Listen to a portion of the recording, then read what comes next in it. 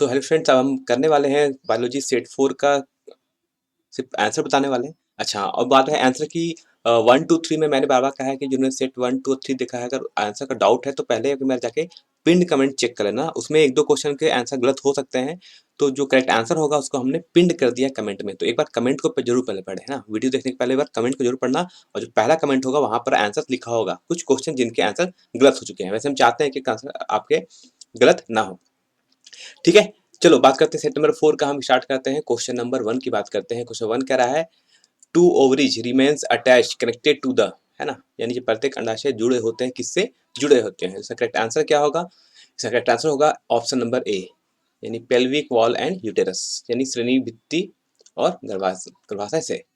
Question 2 करा है the process of formation of mature female gamete is called, है ना। इसका आंसर क्या होगा? The process of formation of mature female gamete, यानी द एक प्रकृति मादा युग्मक के निर्माण की प्रक्रिया को क्या कहते हैं? इस प्रोसेस को हम क्या कहते हैं? इस प्रोसेस को कहते हैं ओजेनेसिस, है ना। क्या कहते हैं हम? ओजेनेसिस कहते हैं, यानी option number C. Question number 3 कह रहा है the remaining part of Graafian follicle after ovulation is termed, है ना, यानी अंडोत्सर्ग के बाद ग्राफी पुट्टक का शेष बचा हुआ भाग किस नाम से जाना जाता है? तो किस नाम पर क्या, किस नाम से जाना जाता है? इसे हम कहते हैं कॉर्पस ल्यूटनम, है ना, यानी पित्त पिंड, यानी ऑप्शन नंबर डी। ठीक है। Question number 4 in females oogenesis get started at, है ना, कब होता है ये, स्टार्टेड कब होता है? ठीक है। फोर्थ नंबर करेक्ट आंसर होगा option number A and embryotic development stage पर। ठीक है, कोई फिक्स एज नहीं है ना, 12 14 7 नहीं, कब होता है? एम्ब्रायोटिक डेवलपमेंट स्टेज पर होता है। क्वेश्चन नंबर 4 की बात कर 5 की बात करते हैं। क्वेश्चन 5 करा है implantation implantation is the process related to, है ना, यानी अंतरोपण की प्रक्रिया किससे संबंधित होती है? क्वेश्चन 5 का करेक्ट आंसर क्या होगा? ये सोच होती है embedding of blastocyte in the endometrium of the uterus, यानी ऑप्शन नंबर ए ना। 5 का करेक्ट आंसर क्या होगा? Option number A. Question number 6 oxytocin helps in ना, ये किसमें हेल्प्स करता है? क्वेश्चन नंबर 6 इसका हेल्प मेन करेक्ट आंसर क्या होगा? ये हेल्प करता है इन यूटेरिन कॉन्ट्रैक्शन एंड पर्ट्यूशन, यानी option number A. Question number 7 है ऑक्सीटोसिन इज सेक्रेटेड बाय, यानी ये कहाँ से स्रावित होता है? ऑक्सीटोसिन ये कहाँ से स्रावित होता है? क्वेश्चन नंबर 7, तो ये कहाँ से स्रावित होता है? ये होता है आपका पिट्यूटरी ग्लैंड से। ठीक है। Question number 7 innate immunity is an example of, question number 8, ठीक है, innate immunity is an example of, ये किसका एग्जांपल है? क्वेश्चन नंबर 8, तो एग्जांपल होता है नॉन स्पेसिफिक टाइप का, यानी option number A. Question number 9 which of the following statement is correct, इनमें से कौन सा स्टेटमेंट करेक्ट है? Question number 9 primary immune response is very fast, secondary immune response is very slow, vaccination works on the principle of memory of immune system. तो इसका correct answer क्या होगा? Option number सी है। कौन सा करेक्ट होता है? तो ये वैक्सीनेशन क्या होता है? ये वर्क करता है principle of memory of immune system पे वर्क करता है। ठीक है, कौन सा हमारा? वैक्सीनेशन वर्क करता है। ठीक है। क्वेश्चन नंबर अब बात करते हैं 10 की, है ना। क्वेश्चन नंबर 10 कह रहा है, कहता है कि पोलन ग्रेन्स रिप्रेजेंट, है ना, पोलन ग्रेन किसे रिप्रेजेंट करता है? क्वेश्चन नंबर 10, तो ये हमें पोलन ग्रेन रिप्रेजेंट करता है मेल गेमेटोफाइट, है ना। Question 11 which one is not a part of fallopian tube, किसका एक पार्ट नहीं है? तो इनमें से कौन है जो एक फेलोपियन ट्यूब का पार्ट नहीं है? क्वेश्चन 11 का करेक्ट आंसर होगा आपका ऑप्शन नंबर डी। ठीक है, जल्दी से आते हैं क्वेश्चन नंबर 12। बस अपना अपना आंसर चेक कर लो, है ना। और आपका ये जो आंसर है, मैंने शायद जिनसे मैंने बात किया उन्होंने उनका ये एनसीईआरटी का सॉल्यूशंस किया है। ठीक है। कह रहा central drug research institute CDRI कहाँ लोकेटेड है?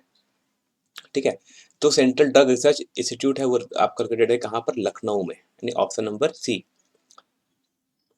क्वेश्चन नंबर 13 कह रहा है if couple have 5 girls in the percentage probability of 6 girl to be a girl, ये कितनी है? अगर किसी कपल के पास, अगर किसी फैमिली के में, है ना, एक माता पिता के अगर 5 बच्चे हैं, 5 गर्ल्स हैं, तो बताओ छठा भी अगर गर्ल्स ही होगी, इसकी क्या प्रोबेबिलिटी है? तो ठीक है, तो इसकी प्रोबेबिलिटी कितनी होती है? इसकी प्रोबेबिलिटी होती है 50%, है ना, क्योंकि बैक में कितने आपके गर्ल्स हैं या बॉयज है उसके अगले बच्चे पे कोई डिपेंड नहीं करता है। यानी आपका जो छठा बच्चा होगा या तो गर्ल्स होगा या बॉय होगा, दोनों का चांसेस कितना हमेशा 50-50% चांस होता है। ठीक है। क्वेश्चन 14 कह रहा है lac operation model is given by ना, lac operation model is given, ये मॉडल किसने दिया था? तो इसका करेक्ट आंसर होगा जैकब एंड मोनाड।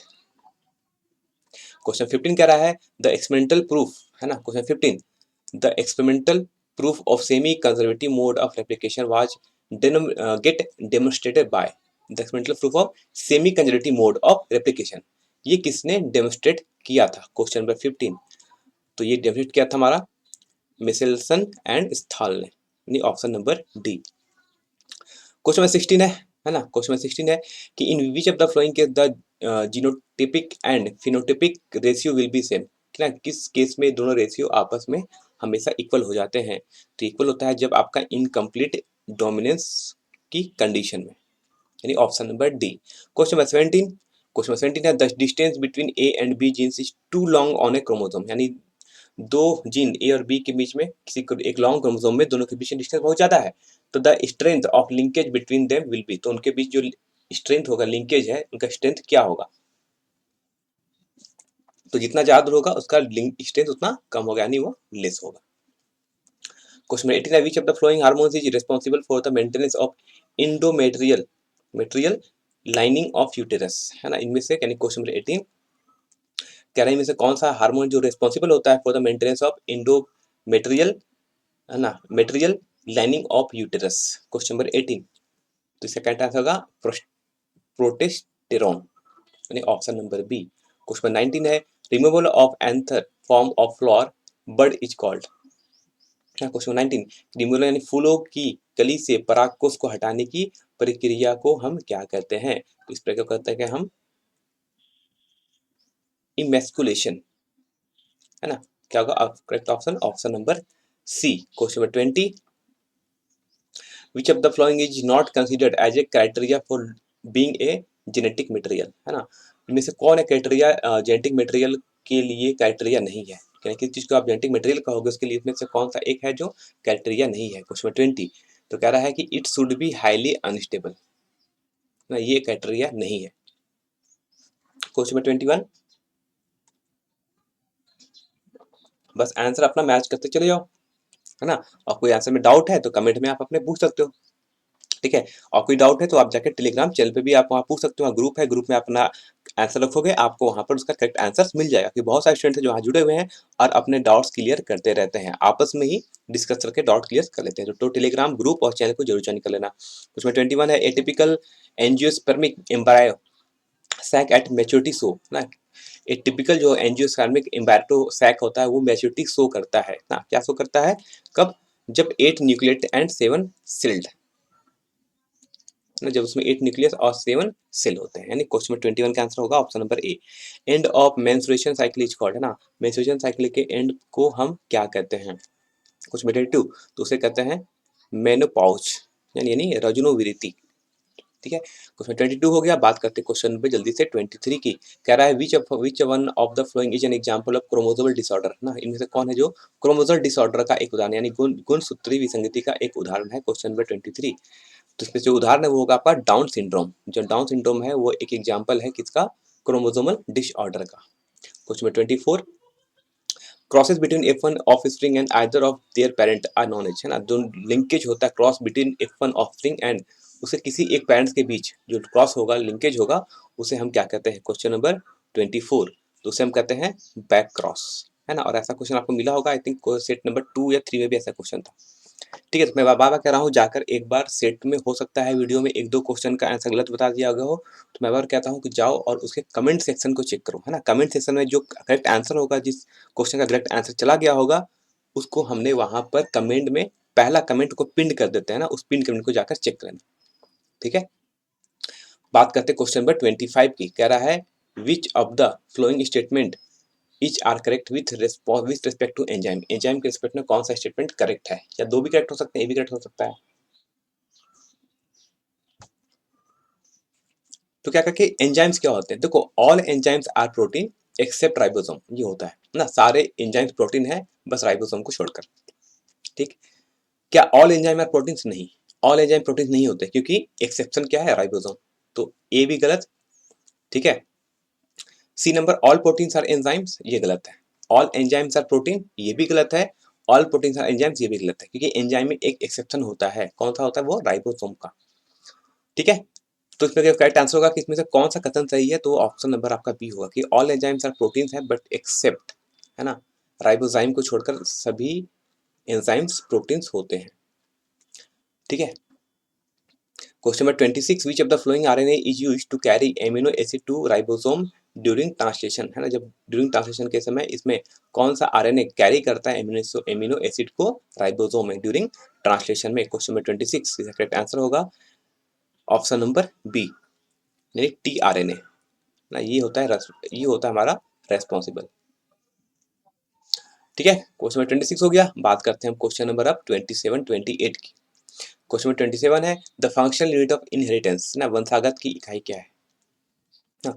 तो क्या होता है वो, यानी एक आपका पेरेंट से आपका एक ऑर्डर है ना, जो भी कुछ होता है वो आपके अलग पीढ़ी में चली जाती है ना, नेक्स्ट जनरेशन में वो चीज कैरी करता है, यानी इनहेरिट होता है। इस प्रोसेस की इकाई क्या है? जीन्स। क्या होता है वो जो होता है हमारे जीन्स। क्वेश्चन 20 है in split genes the exons are, है ना, इन स्प्लिट जीन्स में एक्सॉन्स क्या होते हैं।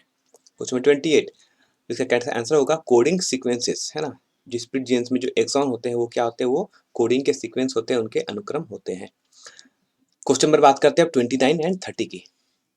फिर कहते हैं क्वेश्चन नंबर 29 देखते हैं, जेनेटिक कोड इज जी the genetic code is degenerate because, है ना, जो जेनेटिक कोड होता है उसको हम डी जेनरेट कर सकते हैं, उसको फिर से हम जनरेट कर सकते हैं। क्यों? क्योंकि ये एक एमिनो, क्योंकि one amino acid can be represented by one more than one codon, है ना। 29 का करेक्ट आंसर होगा ऑप्शन नंबर, ठीक है। क्या होगा इसका? ऑप्शन नंबर सी, कि आप one amino acid can be represented by more than one codon, यानी एक एमिनो एसिड को आप एक से ज्यादा कोडन के रिस्पेक्ट में भी आप उसे रिप्रेजेंट कर सकते हैं। क्वेश्चन में 30 कह रहा है, देखो क्वेश्चन 30 कह रहा है the chromosome are made up of two thread like structure, the thread like structure are called as, है ना। इसे क्या कहते हैं? The chromosome are made up of two thread like structure के साथ दिखा होता है हमारा क्रोमोसोम, तो ये जो थ्रेड लाइक स्ट्रक्चर है इसको हम क्या कहते हैं? 30 में बहुत सबको डाउट होगा, लेकिन इसका जो करेक्ट आंसर है वो होता है क्रोमेटिड, है ना। बहुत लोग को डाउट होगा सर ऑप्शन नंबर ए भी हो सकता है ना, लेकिन करेक्ट आंसर होगा वो ऑप्शन नंबर सी। आप जाके एक बार थोड़ा एनसीईआरटी चेक कर लेना। चलो क्वेश्चन 31 कह रहा है in DNA molecule which of the following bond is found to be represent between the two nitrogen bases, है ना। एक डीएनए मॉलिक्यूल में कौन दो नाइट्रोजनस बेस के बीच में कौन सा बॉन्ड मिलता है? क्वेश्चन नंबर 31 जो हमें क्या मिलता है? वो होता है हमारा हाइड्रोजन बॉन्ड होता है, यानी दो नाइट्रोजनस बेस के बीच में जो बॉन्ड बना होता है वो हमारा एक हाइड्रोजन बॉन्ड से जुड़ा होता है। क्वेश्चन नंबर 32 कह रहा है the unwinding of DNA is catalysed by, है ना, डीएनए के दोनों रज्जुकों के वित्तीकरण में कौन सा उत्प्रेरक एंजाइम सहायक होता है, यानी कौन सा कैटलाइस्ट। तो इसका करेक्ट आंसर होगा हेलिकेज। कौन होगा आपका? Helicase. Question 33 the replication of DNA takes place in, है ना, डीएनए रेप्लिकेशन कहाँ किस से रेप्लिकेट होता है, यानी कैसे टेक्स प्लेस होता है। ये स्टेप नंबर 2 या 3 में भी कैसा क्वेश्चन था, है ना। इसका करेक्ट आंसर होगा ऑप्शन नंबर 33 का, option number A 5 to 3 polarity, यानी ये हमेशा 5 to 3 ध्रुवीयता में क्या होता है? हमेशा टेक प्लेस करता है, यानी रेप्लिकेशन ऑफ डीएनए। एक होता है डी रेप्लिकेशन, एक होता है रेप्लिकेशन। चलो क्वेश्चन 34 कह रहा है in DNA molecule bond between nitrogen bases and sugar molecule, है ना। क्वेश्चन 34 कह रहा है इन डीएनए मॉलिक्यूल में अब एक नाइट्रोजनस बेस और एक शुगर मॉलिक्यूल के बीच में किस बॉन्ड से जुड़ा होता है? नाइट्रोजन बेस जुड़ा होता है हाइड्रोजन बॉन्ड से, लेकिन नाइट्रोजन बेस और शुगर मॉलिक्यूल किस बेस से जुड़ा होता है? तो ये जुड़ा होता है आपका ग्लाइकोसिडिक बॉन्ड से, ना, किससे? ग्लाइकोसिडिक बॉन्ड से, नाइट्रोजन बेस और शुगर मॉलिक्यूल, ठीक है। क्वेश्चन नंबर 35 और लास्ट क्वेश्चन कह रहा है the enzyme that help in reverse transcription is called, है ना, वो एंजाइम जो रिवर्स ट्रांसक्रिप्शन में हेल्प करता है वो कौन सा होता है? तो उसे कहते हैं रिवर्स ट्रांसक्रिप्टेज, है ना, जो रिवर्स ट्रांसक्रिप्शन में हेल्प करता है जो एंजाइम उसे हम कहते हैं रिवर्स ट्रांसक्रिप्टेज। तो हो गया आपका क्वेश्चन 35 का सारा आंसर, ठीक है। फिर बात करो अगर कोई किसी क्वेश्चन में डाउट है, आपको लगता है गलत है, तो एक बार जाके कमेंट में आप कमेंट कर सकते हो, और बाकी अगर हमारी तरफ से कोई क्वेश्चन गलत हो जाता है एक दूसरा, तो उसको हम करेक्ट करके आपको पिंड कमेंट चेक कर लेना इन इस वीडियो का पहला कमेंट। तो जब तक सेट 1 2 3 और ये 4 सभी का जाकर पहले आप पिन्ड कमेंट चेक करो, है ना? उसमें अगर कुछ गलत होगा तो वहाँ पर आप चेक कर सकते हो।